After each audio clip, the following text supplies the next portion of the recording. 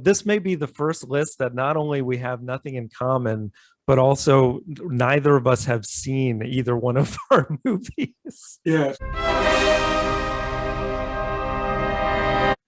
All right. So are you ready for the top 5 movies of 2021? We finally made it.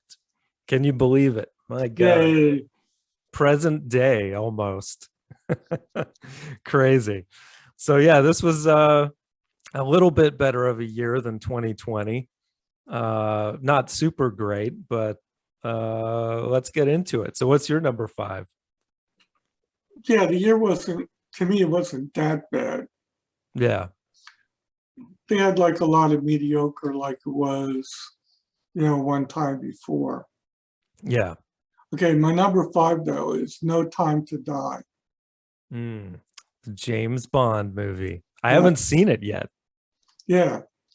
It was, it was like the final movie. Oh, okay. Do you think there won't be James Bond after that? No, there will be. They'll just have a new one. Yeah, okay. But The this the was, final Daniel Craig, right? yeah, it's the final Yeah. Daniel Craig. I mean, this is the only Bond that ever really died. Ah, okay. Spoilers. Yeah, spoiler alert.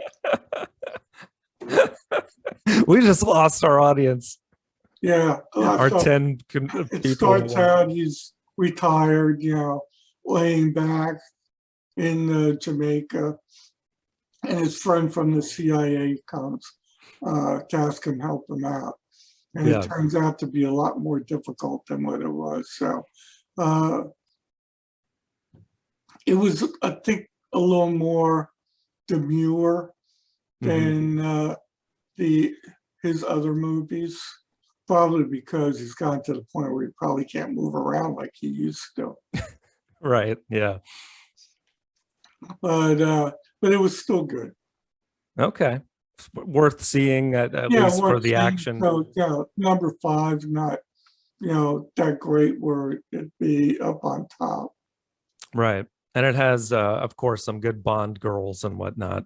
Yeah, The usual. Yeah. yeah, the Okay. usual, toys and stuff like that. Right. Okay. Well, very good. Good pick. My number 5 is Licorice Pizza. Did you see that one? No, only because it didn't look like it really was going to appeal to me.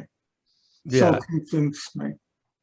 I don't think it would appeal to you.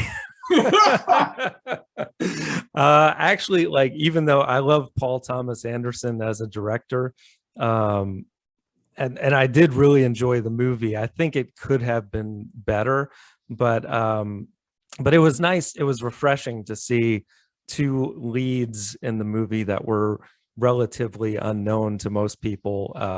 Alana Haim from the band Haim plays was essentially the lead role, and then Cooper Hoffman, Philip Seymour Hoffman's son, plays this kid. It reminded me a little bit of, or he did, of Max Fisher from Rushmore, which is why I say I don't think you would like the movie.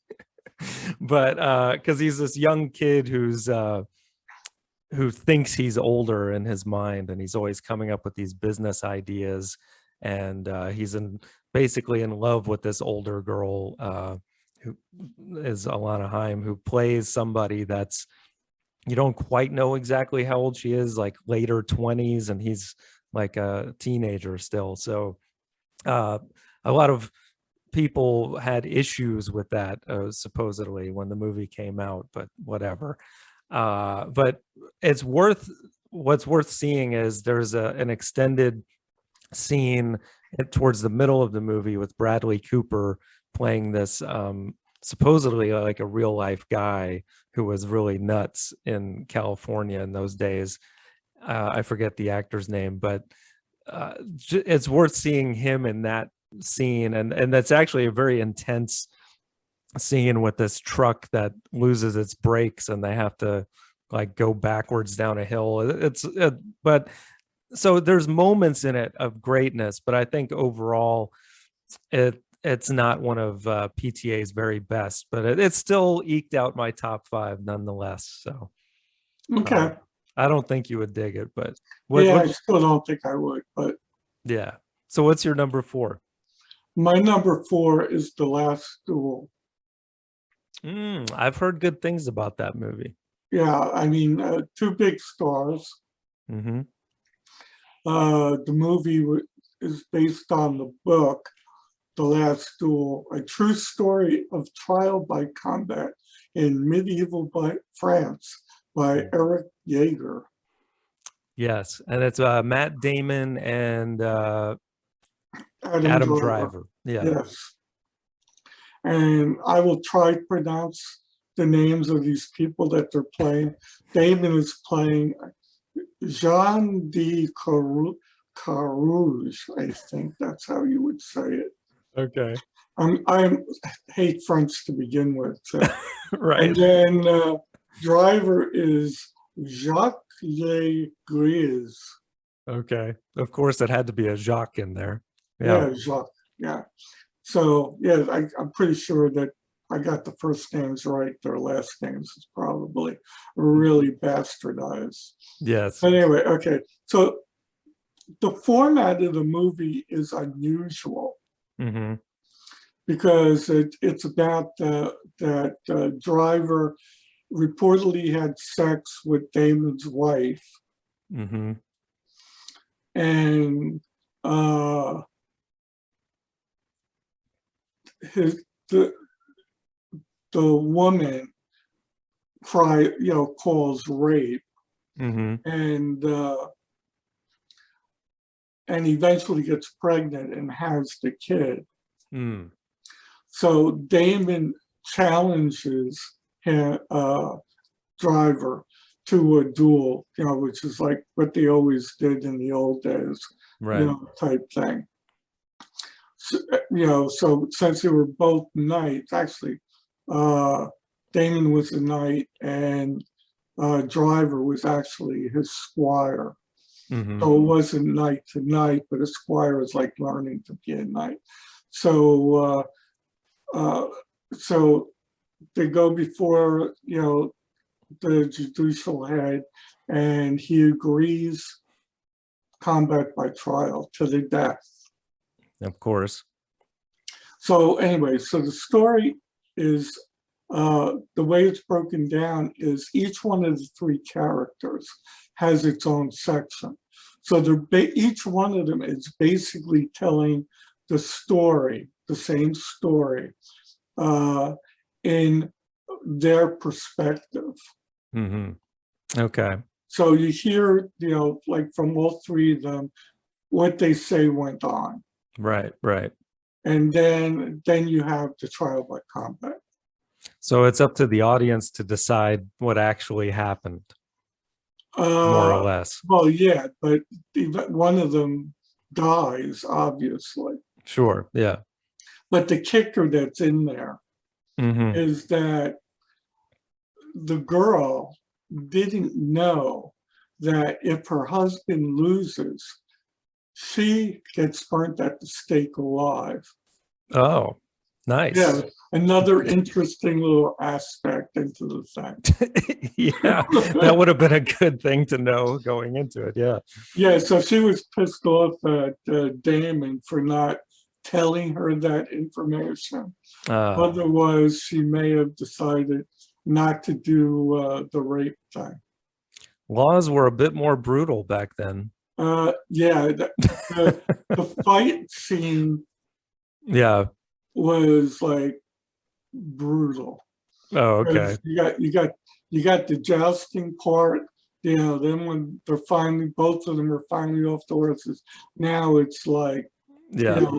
fighting with the weapons, and then when they lose the weapons, it's like hand to hand. It's like, whoa, it's like really far out there. And that's the thing that made the movie and why it's my number four. Very good. All right, cool. I'll have to add that to my watch list for sure. Yeah. All right. Definitely really good. Well done. Very good. All right. Well, my number four it was done by Ridley Scott, of course. Oh, so, yeah. Yes. So anything that he does usually comes out good. Yeah, yeah, I love The Martian, of course, and Yeah.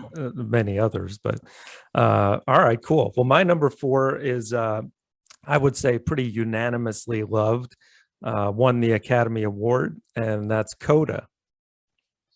Yes, I didn't see that either. That was another movie that when I looked at it, really didn't appeal to me. How can that not appeal to you? And, It's a heartwarming story. yeah, bah humbug, heartwarming too. You just want to see people gouge each other's You eyes talk out. about me liking my fantasy movies. I mean, the biggest fantasy is those type of movies. You've got no heart left.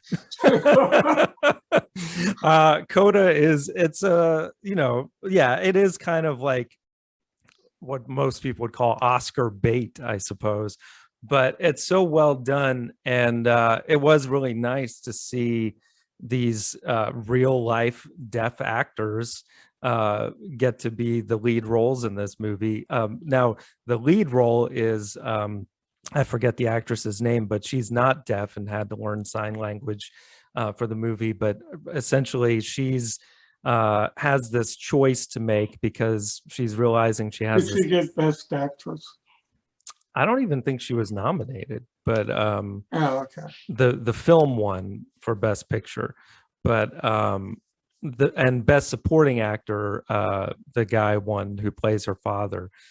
He was really great in the movie, but essentially it's this family that's they're fishermen in this town. I believe it's somewhere in Boston area, and they're having all these new regulations, and she's the only one that can really help them because they're deaf and she's the only one who's not, but she's getting this talent for singing and she wants to pursue that, but she has to make the choice between the two essentially. And it's so that's kind of like the gist of the movie of like, does her family support her with her dream, and does she pursue it?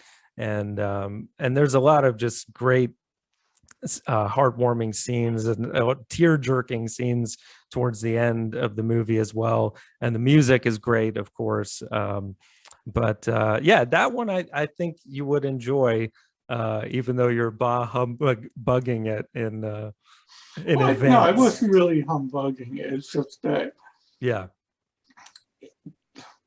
the Oscars always do this, yeah. with, like people that have disabilities. Hmm. And then, the actors that play it, it's almost like they're not really, but it's like those are the movies or the actors that win. It's like, to me, it's almost like an exploitation thing. Right. They, I they, see what you mean, but in this case, most of the actors were actually deaf. But also, I see what you mean about like exploitation. But they did it. I feel like it was really well done.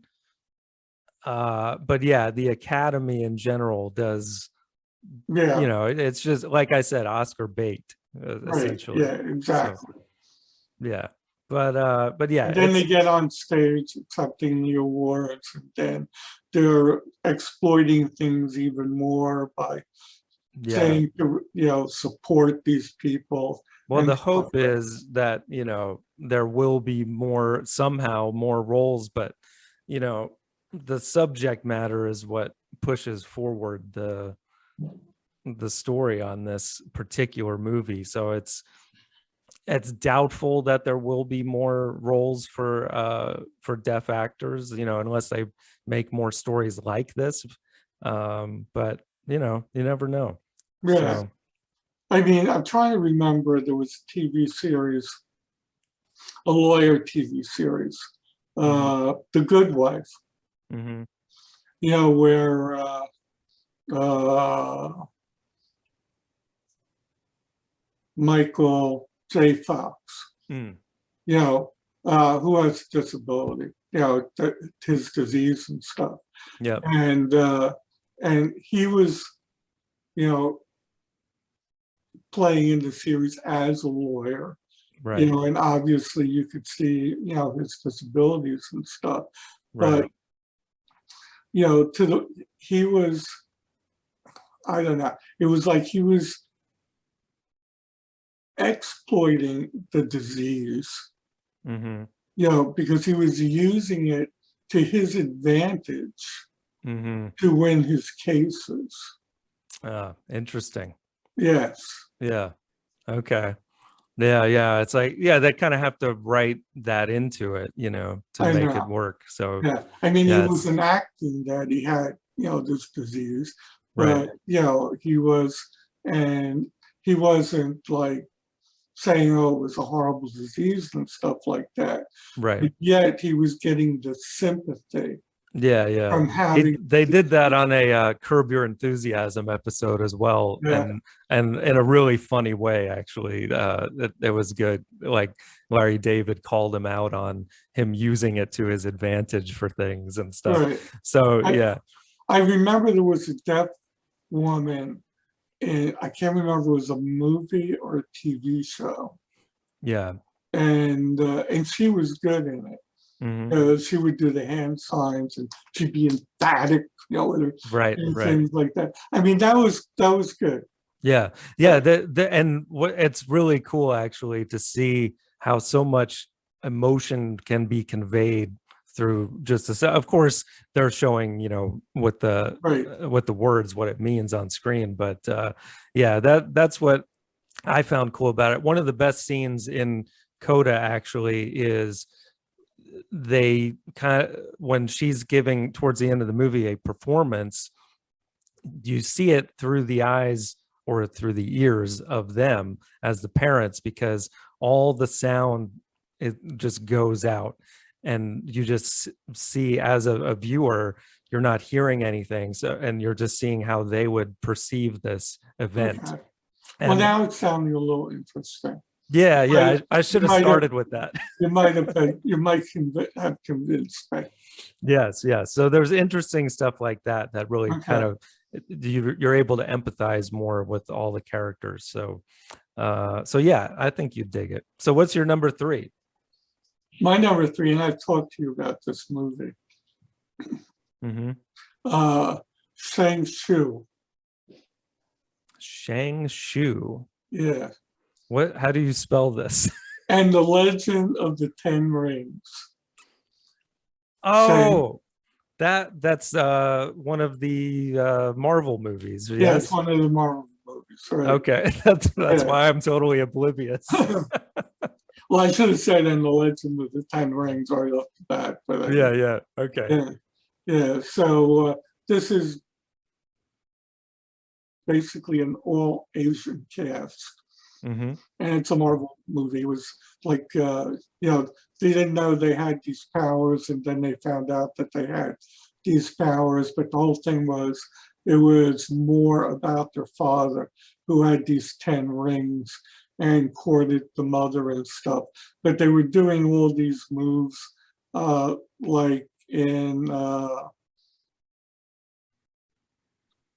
what was it? Like the Hidden Matrix. Dragon. Oh, Crouching Tiger, Hidden Yeah, Dragon. Yeah. Crouching Tiger, Hidden Dragon.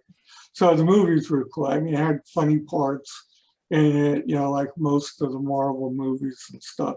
The action Right. scenes were really good, and it was refreshing Yeah. to watch as a Marvel movie, because it was a totally different take on the other Marvel characters.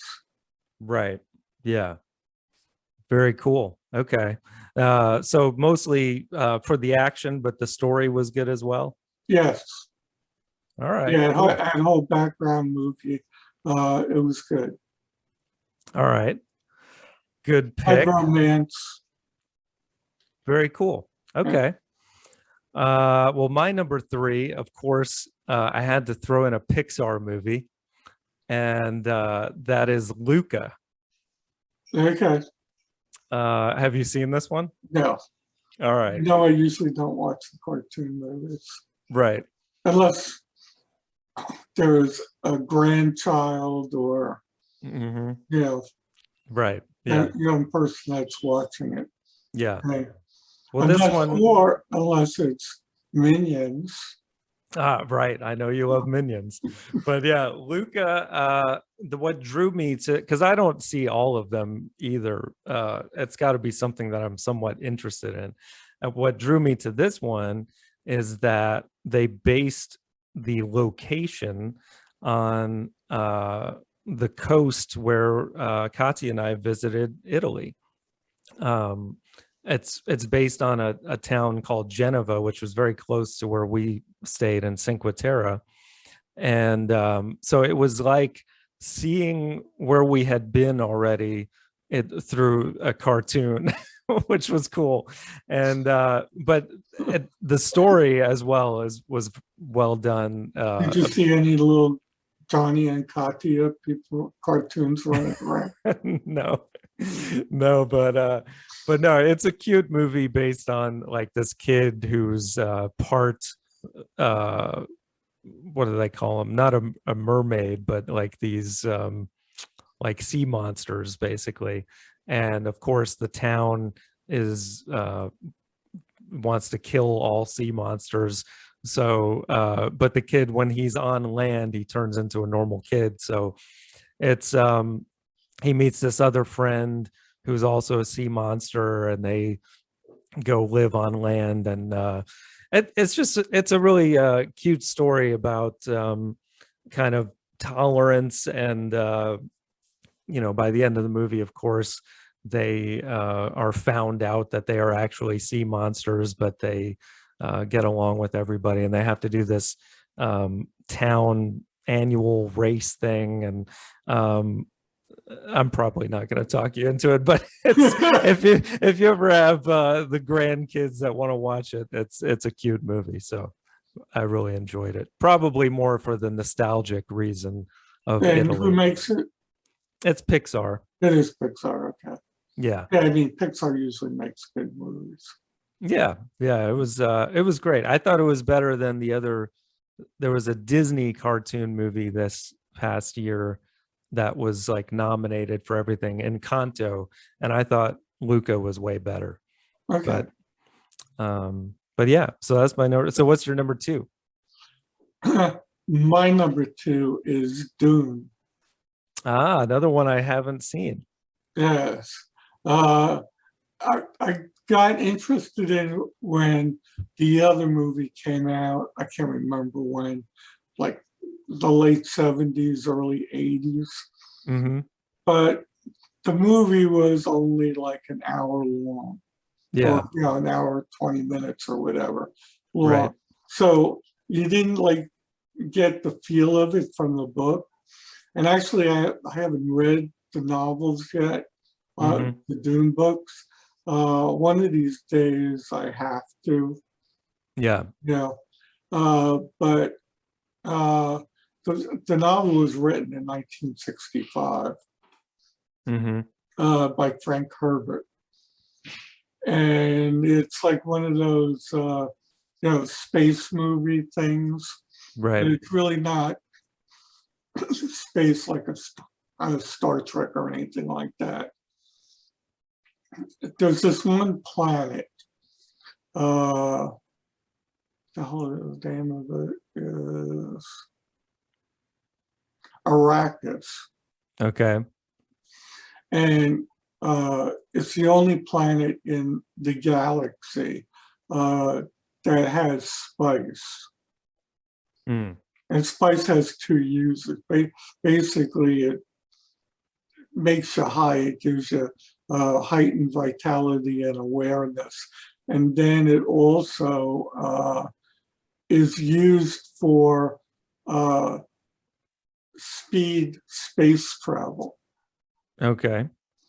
So this planet, Atreides, is given the task of overseeing getting the spice. Mm-hmm. And then you got the other planets that like get jealous of this because now this planet has the exclusive contract.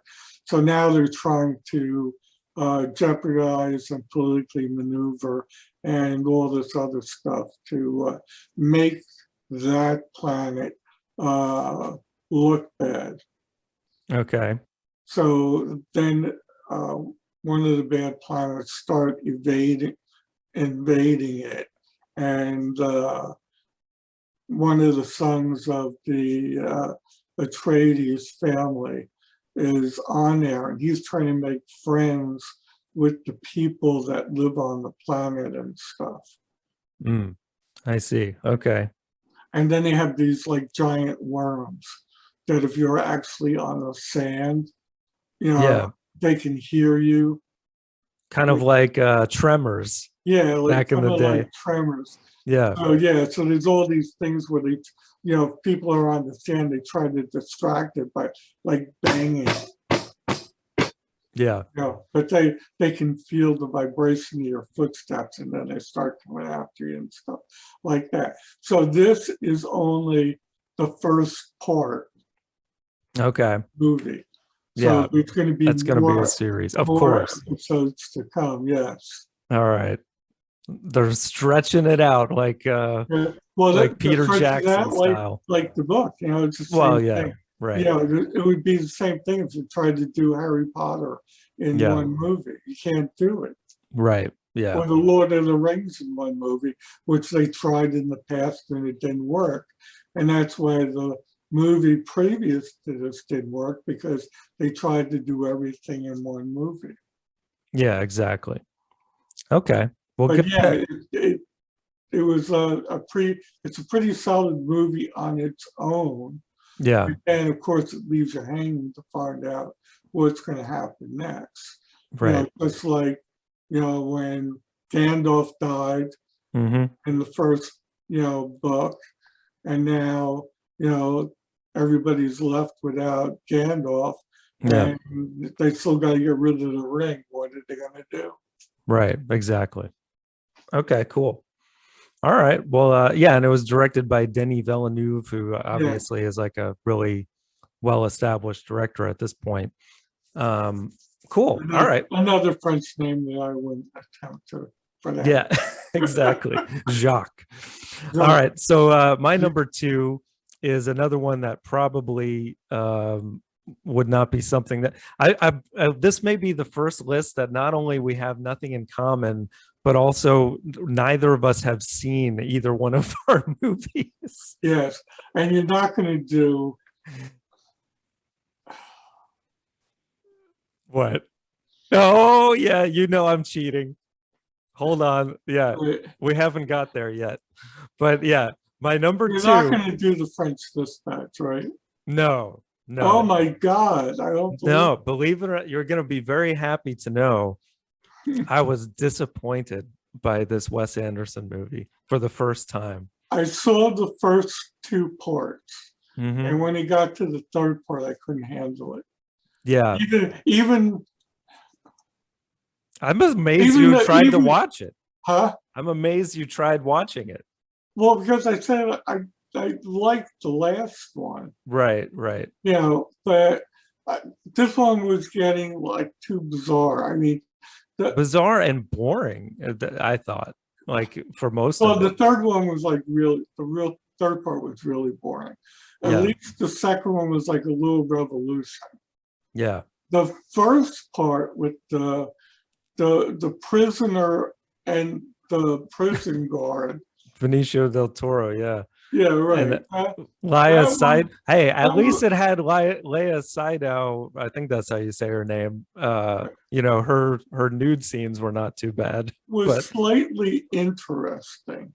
But and then it gets wacky with his paintings on the wall. Right. He wanted on canvas and to me the stories really didn't carry much weight, and normally the Wes Anderson characters are known to be deadpan throughout the movie anyway, but there was like no emotional weight to any of it. I don't know what I was expecting, but I was let down by this one. So well, there usually isn't emotional. It's like all the characters are dead. Yeah. I mean, Yes. emotionally dead. So, Right. so like you're watching a puppet, Yeah. basically. I guess my biggest issue was like there wasn't anything really funny to be found in the movie, at least No, West. that it was more tragedy Yeah. that was happening. Right. Yeah. At least with movies like Rushmore, there's quotability and just ridiculous things that make you laugh. But in Right. this, And they not so were much. talking way too fast. I Yeah. was trying to read the closed captioning. Yeah. I was on and it was off, and I'm going, I read And the first 7 words. they may as well have been French or deaf or both. Yes, Oh, well, actually, some of the characters were French in French that's right. And Dispatch. they So were speaking French. that's true. And you Yeah. had the English translation, but it was there and gone. Yeah. Exactly. All right. So at my number two is Tick Tick Boom, which I don't know if you're aware of this movie or not. You're right. We're not going to have any in common on I this. know. And in the beginning we said that there wasn't that many decent movies, and yet we're going to have 10 movies. Amazing. Yeah. So this movie, I went into with not great expectations because, as you know, I'm not that big on musicals, although I did love La La Land. Uh, Uh, this is not exactly a musical, it has musical moments, but it's about Jonathan Larson, who was a real life uh, uh, director and writer of musicals who died at a very young age. And he's played by Andrew Garfield, who was rightfully nominated for Best Actor, but I think he should have won. He was amazing in this movie, and he's the reason why I have it this high on my list. Like I knew he was a really good actor. Of course, he's been in Hacksaw Ridge and Social Network, other great movies, but this one, he was just like insanely good, especially the musical sequences, which it's directed by Lin-Manuel Miranda, who I'm not a huge fan of his work in general, but I feel like not only did he make the life of this guy interesting, but he made the music, which I wasn't even really aware of. Like he made the play Rent, which I guess went on to be a huge hit. Um, Tragically, I think he passed away before it even got recognized. But yeah, the way that they do the musical scenes and weave it into the story, it's it's like La La Land level of like the directing on this thing and also there's some amazing emotional scenes that are there's some tragic things that happen in the movie where like his best friend who was gay in the movie contracted AIDS. I like it takes place, I want to say, in the early 90s when the epidemic was just, you know, claiming lives left and right of people in that community. But the main character was not gay, but you know, as a person writing musicals, of course, there were a lot of those people in his orbit. So, but yeah, it was really um, sad, but also joyous. And I just was like blown away by this movie. I thought it was great. And it's only my number two, but um, yeah, I don't know if you would dig it or not, but being that it has, it's like half musical, half drama, hmm. but it was just really well done. So I still can't believe that he didn't win the Academy Award, but Will Smith, who slapped someone earlier in the evening that night, won for Best Actor. So whatever. Again, just proving the Academy is insane. Yeah, I know. I probably was because it was Will Smith's turn to get an Oscar. Yeah, exactly. Yeah, So, which I have yet to see that movie, by the way, King Richard, but I don't even know if I will now because I'm like, yeah, I know. I didn't watch it either. yeah, Uh, but yeah, not to get into the yeah, I whole mean, slap thing, but that was yeah, just the AIDS ridiculous. epidemic was a very sad part in his a time in history. Yeah, very, very much so. So it doesn't dwell on that too long in the movie. Thankfully, it's more about, this kid's rise to success and what he had to do to get there. Like, to me, it's more of an underdog story, Yeah. and someone striving to be the best and what that entails. And I think that came across really well. Okay. So what's your number one? My number one is Spider-Man No Way Home. Ah, okay. And I've never had a Spider-Man movie uh in that far up. Yeah. But this was like and Spider-Man's not usually like my favorite superhero. Mm-hmm. Yeah, same here. And basically, because up until this Spider-Man was included into the Marvel universe with all the other people, uh, Iron Man and Captain Marvel and all those people. Mm-hmm. So he was like the third Spider-Man. Right. But in Oh this, yeah, and speaking of Andrew Garfield, he was the second Spider-Man.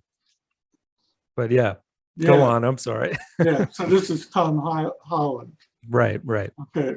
And he was created for the Marvel Universe Spider-Man. Mm-hmm.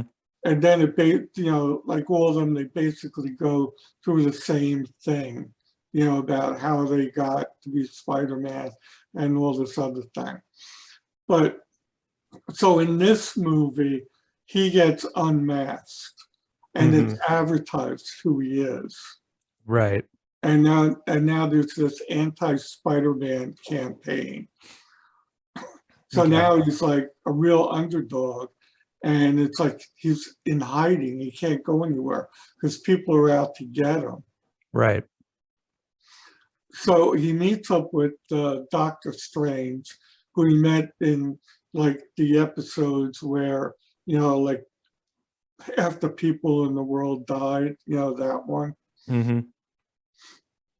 And he asked them to make a spell because Doctor Strange is basically like a wizard. Yeah. So he's making a spell about having people forget who Spider-Man is. Right. And then in the middle, like he's doing the thing, Spider-Man's going, "Oh, but don't include my girlfriend." Yeah. And then he's like making the modification and stuff, right? And Yeah. then he goes, "But don't include my aunt." And then he's start looking at That's us. funny. Yeah, yeah. He Right. goes, "I can't keep changing, Yeah, yeah. the spell and stuff." And then Right. he goes, "And don't include," and he's like, and then now the spell goes haywire, Yeah. and it cracks open alternate worlds. Right. So Yeah. now he's getting, now you're getting villains from Mm-hmm. other Spider-Man universes. Okay. Interesting. Yeah. So now the big spoiler is that the other Spider-Mans come into this Spider-Man movie. So Right. I heard about this. Yeah. yeah, right. And it's Toby so cool. Maguire. Yeah. It's so cool. And they're in their own Spider-Man uniforms. So there's all these like little differences between the Spider-Man things and stuff like that. So Andrew Garfield's in this too? Yeah. Okay. Yeah. That's So cool. it's like, yeah. And so now they're teaming up to Yeah. like battle all these these people from the different universes and stuff like that. Yeah. Interesting. Yeah. Okay. Well, Yeah, yeah, I heard that this was like one of the best out yeah, of I all know. the And superheroes. it was a little like tear jerking in moments too, because now his aunt dies in this because of this. Hmm. And so like Holland is like upset and he's being consoled by the other Spider-Mans, saying when this person died, and how it affected them, in their universe and stuff like that. Interesting. So it was like a really, really cool movie. Okay, cool. Well, yeah, that's a good number one. I had no idea what yours was gonna be. Like, our lists are seriously totally divergent here. Yeah, and this is like after COVID, Yeah. and it did 1.8 billion. Wow. Yeah, Okay, that's cool. yeah. Well, my number one, I know you haven't seen yet either. Um, so yeah, we haven't seen either of any of these 10 movies. Uh, Get Back, the Beatles documentary, Peter Now I Jackson. have not seen that. Yeah, Uh, but that is my attention. I keep forgetting about it. Now yeah. that you reminded me again, because we were watching Stranger Things On on Netflix. Netflix. Yeah, did you ever see that series? A little bit. I didn't really get into it. Oh, you got to get into it Okay. because yeah, it's gotten really, really good. This is the third season, but Right. don't watch it until after July 1st because what they did was they Hmm. split it. They Okay. stopped it, right? So now you got to wait till July 1st Oh, to see the rest like of it. they're doing with Better Call Saul also. Yeah, Yeah. right. That's why I haven't seen Better Yeah. Call Saul yet. Yeah. They're all saved Okay. are my thing because Yeah. Comcast has been recording them for me, but Right. I keep Yeah. and I'm going. There was this delay after 8, Yeah. and then Yeah. all of a sudden 9 and 10 appeared like a month later Yeah. Yeah. or something. Well, speaking of streaming services, yeah, the Beatles one is on Disney Plus. I believe it still is, but yeah, we splurged on that at the time, and it was worth it for. I mean, this is a 8+ hour 3 episode documentary. Again, I'm cheating like we did with I the know. the Last Dance, but I swear to God, like this is the only film that I've given a 10 out of 10 to in this decade thus far. It's everything that I wanted it to be and more as a huge Beatles fan. Um, you really feel like you're just hanging out with the Beatles for this amount of time. And this was in the period while they were filming the Let It Be movie to accompany the making of that album. And of course, you get some of the drama of the infighting that of famously George Harrison quit the band for a few days and they had to bring him back. And so that's part of episode one, like the cliffhanger of that, will he come back? Which of course we all know he did. But of course, we also know the Beatles did break up a year later. So this is like an amazing time capsule period leading up to the infamous concert on top of the roof. That was their last live performance anywhere in London on top of their studio, Apple Studios.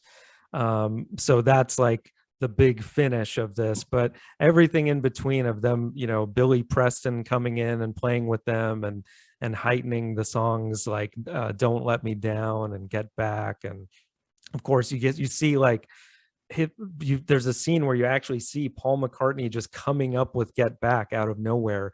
These are the best things about this movie is like you get to see their creative process, which is amazing. You don't get to see that in hardly any other music related movie, let alone the Beatles, the greatest band of all time. So that, and you really do see, even though they were about to break up, the camaraderie that they had, and John Lennon joking around as always. They were hilarious. They were fun. They were the best at what they did, and you get to see all that. So Cool. Yeah. yeah, I'll start watching it tonight. cool. All right. Well, I will look forward to hearing what you have to think about. You may have to revise your list afterward. But Absolutely. I'm happy to report, though, I've been looking at the ratings. So Beatles Get Back has a 4.5. So that does beat Spider-Man No Way Home. So it does make our number one. Spider-Man's number two. Dune beats out Tick Tick Boom just barely. It has a 4 versus 3.9. And then Luca beats Shang-Chi. Luca has a 3.9. Shang-Chi had a 3.7. So that'll be our top five. But what's your honorable mention? My honorable mention was Nobody. Oh, okay. The one movie that we both saw. Awesome. Yeah. Bob Odenkirk kicking ass, man. Yeah, right. Yeah. I thought it was a bit excessive, which I think Christopher Lloyd actually says that line in the movie towards the end, which I was like, yep, I think so. This was Yeah, it like, was getting more like the Keanu Reeves movie where, yeah, like John Wick, like, yeah, yeah, John just Wick, yeah, killing for the sake of where it. it Yeah. just gets more, you know, Yeah. as it goes along. But it was great to see Odenkirk in that kind of role. And Yeah, he really got in shape, man. He was doing all yeah, that stuff. yeah, where he just goes berserk and goes Yeah. bananas. Yeah. I really love the way it started, where it was showing, his day-to-day mundane life. And Right. uh, Yeah, boring. yeah. And how he backs down when Mhm. there's a robbery in his house. Right, right. Or yeah, he seems to back down, but then, Yeah, he takes out the rage yeah, elsewhere. initially. Yeah. Right. So yeah, very cool. Okay. Well, my honorable mention is a movie you probably never have heard of. I wouldn't have heard of it probably if not for, I think Mark told me about it. Red Rocket.